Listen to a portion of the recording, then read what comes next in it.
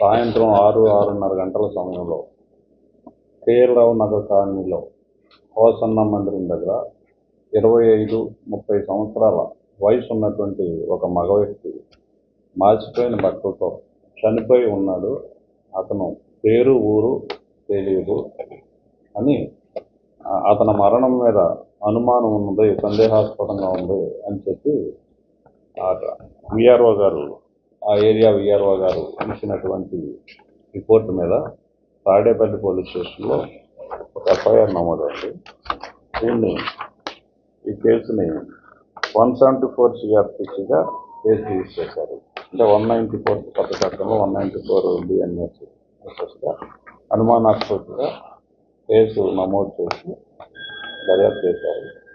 దర్యాప్తులో తేలింది ఏంటంటే, ఈ కేసుకు సంబంధించి ఒక 6 వ్యక్తులు ఆ రోజు అంటే 27వ తేదీ సాయంత్రం 6-6:30 గంటల సమయంలో ఎవరైతే చనిపోయి ఉన్నాడో ఈ వ్యక్తి హోసన్న మందిరం దగ్గర ఉన్నటువంటి ఒక ఇంట్లోకి ప్రవేశించి ఆ ఇంట్లో ఉన్నటువంటి స్త్రీతో అసభ్యకంగా ప్రవర్తించి పారిపోతుండగా ఆమె కేకలేసినట్లు పారిపోతున్నట్లు దానిని గమనించినటువంటి అక్కడ ఉన్నటువంటి స్థానిక యువకులు ఒక 6 అతన్ని వెంబడించి చేతులతో బలంగా ఇష్టారాజ్యంగా పట్టడం వలన ఆ వ్యక్తి చనిపోయినట్లుగా శవ పంచనామా సమయంలో వాళ్ళు పంచాయతీదారులు సాక్షులు సాక్షించారు. దాని మీద అతని శరీరం మీద కూడా గాయాలు ఉండడం వలన అనుమానాస్పద మృతిని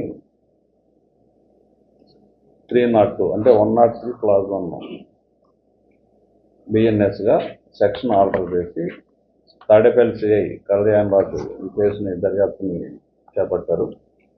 వితిన్ 2 డేస్లోనే ఈ కేసుని ఒక షేపుకు తీసుకురావడం, అలాగే అక్కడ కాన్ఫిడెన్షియల్గా చేసిన ఎంక్వైరీ వలన కానీ, అలాగే ప్రత్యక్ష సాక్షులు చేసినటువంటి సాక్ష్యం బట్టి ఈ వ్యక్తిని 6 వ్యక్తులు అక్కడ ఉన్నటువంటి పరిస్థితుల్లో అతను వెంబడించి పుట్టినట్లుగా నిర్ధారణకి రావడం జరిగింది. సాక్ష్యాలను బట్టి వారిని ఈరోజు కస్టడీలోకి తీసుకున్నారు. అందులో 3 వ్యక్తులు.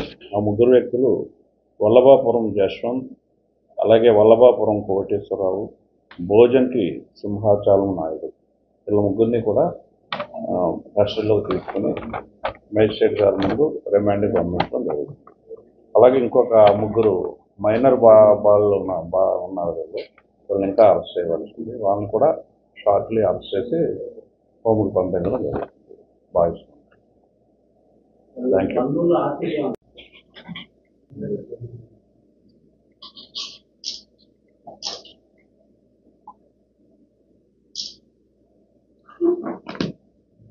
ये एफआईआर है सर, एफआईआर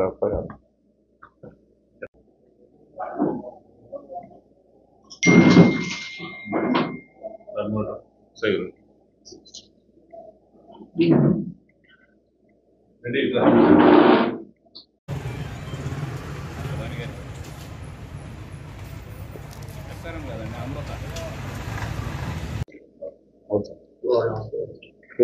ठीक है